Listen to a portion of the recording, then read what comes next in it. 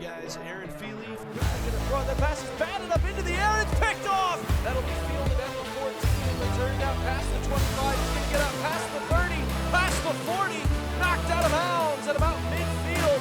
He's rolling to his right. He's going to throw it. He will, and it's caught inside the 5, down toward the goal line, and in for the touchdown. The NFL released its list of proposed rule changes just the other day, and among them, well, our division rivals in the NFC North seem to have been talkative throughout the off-season process of submitting the rule changes for the 2025 season at the annual league meeting. The biggest one of which is, of course, the Green Bay Packers officially did. It was rumored for many months that they would, and they did, in fact, officially push forward the proposal to ban the Tush push play from the Philadelphia Eagles. Personally, not a huge fan of this idea. I think Philadelphia has something that they have built with their team structure. They've built their roster around the offensive line. They've got the best offensive line in football. They practice that play so much to the point where they've been able to create their own personalized play specifically fit to their identity as a roster, which is behind those big fellas up front, with a quarterback that squats 600 pounds or whatever, with a running back with thighs the size of tree trunks.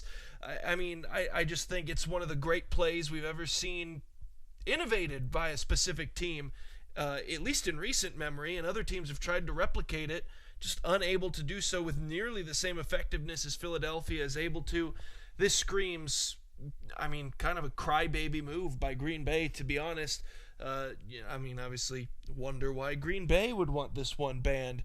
But, unless you're also going to ban tight ends being allowed to stiff arm you 4 times downfield into the end zone for easy playoff touchdowns, I'm not sure it's still going to be able to help you much there, Green Bay.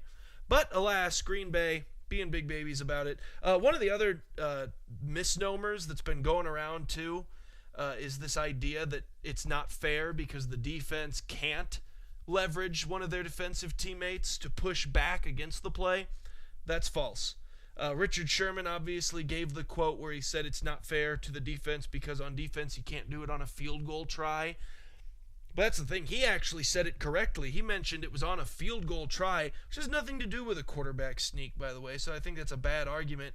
But on a defensive play, on a standard offensive snap, you can absolutely push your teammates on the defensive side of the ball. If the linebacker wants to come up, shove the defensive tackle right on both cheeks and tush push right back, form a reverse tug of war at the line of scrimmage over the ball, that's legal. 100%, totally legal.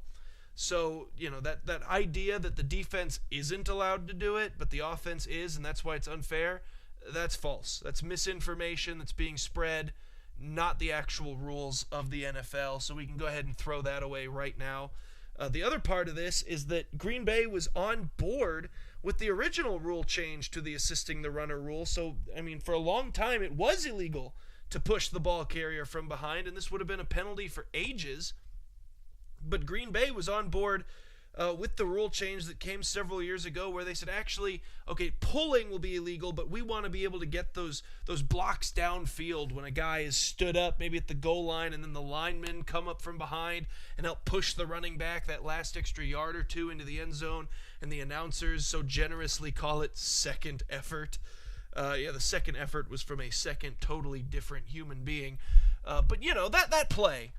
And so the assisting the runner rule was amended, and Green Bay was all for that. But no, this particular rule amendment that they proposed is worded as follows, that a runner shall not be pushed from behind if the runner is the person who takes the snap directly under center in an immediate act after receiving the snap. So basically, they're saying the only pushing that's banned is to the quarterback immediately after the snap on a QB sneak. That's it. That's the only form of pushing that will be banned. All other pushing is still okay. That's literally just, I don't like this one play, so let's ban it. This is a bit ridiculous on Green Bay's part. I really don't understand even slightly the movement, other than, if you're just not an Eagles fan and you don't like that they have a play that your team probably can't stop. Unless you're a Washington or a Tampa fan, they've stopped it a few times. And notice it's neither of those teams that came up with this rule change proposal, so make of that what you will. Then the Detroit Lions come in, and they've decided that they would like a playoff change in the seeding.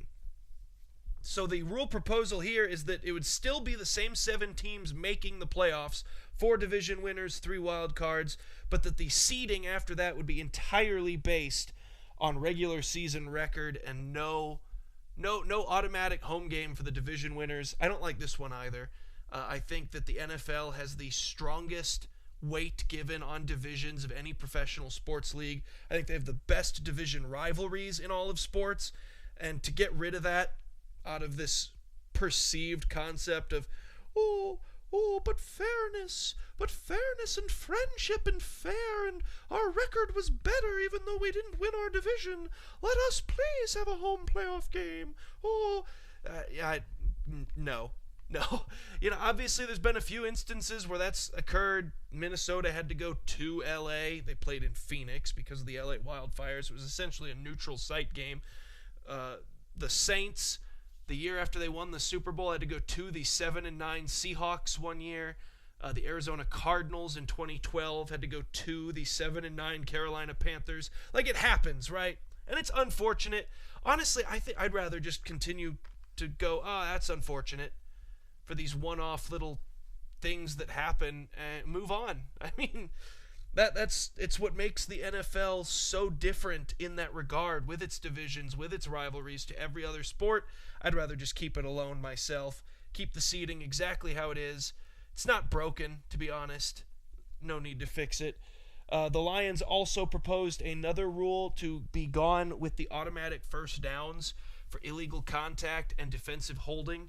So it'll just be a standard 5-yard and repeat the down penalty. I'm kind of 50-50 on that. On one hand, I kind of like it. No more 3rd and 20 bailed out by a lame defensive illegal contact, and suddenly it's an automatic first down and the offense gets a free pass. On the other hand, I am worried about intentional penalties taken. Guy gets beat trying to press off the line of scrimmage, so he just tackles the receiver. Says, all right, well, it was 3rd and 16, so yeah, I just tackled the guy, so now it's 3rd and 11, so I get a redo. I go 50-50 on that one. And then the Eagles' proposal to align regular season overtime rules with the playoff overtime rules. So both teams would get a possession regardless of what happens with the first team who gets the ball. So it would just be identical to the postseason overtime rules, with the exception being, of course, that there's a 15-minute time limit on it. So it would still end in a tie after 15 minutes if no one's got the lead. Yeah, that one's fine. Sure. Why not? No problem with that one. But yeah, the NFC North, not loving what our division rivals in Green Bay and Detroit are putting forward. Kind of hate both those rule changes. I think from now on, if Green Bay or Detroit has an idea that they would like sent to the league office, here's what I say they do. You write the idea down on a note. You put it in your team suggestion box, and then you take the suggestion box, you drive it out to New York yourself, and then you throw it into the sea, because all your ideas are terrible. But, hey, let me know what you guys think of all these ideas in the comments below. Are you guys in favor of banning the Tush Push? Say that you're 13 years old and your team played the Eagles in the playoffs this year down below. Or are you in favor of playoff reseeding? Are you in favor of any of the other rule changes? The no more automatic first downs, the aligning of the overtime rules? How do you guys feel about these rule change proposals that these teams submitted at the annual league owners meeting? Let me know down below, and as always, I'll see you guys next time.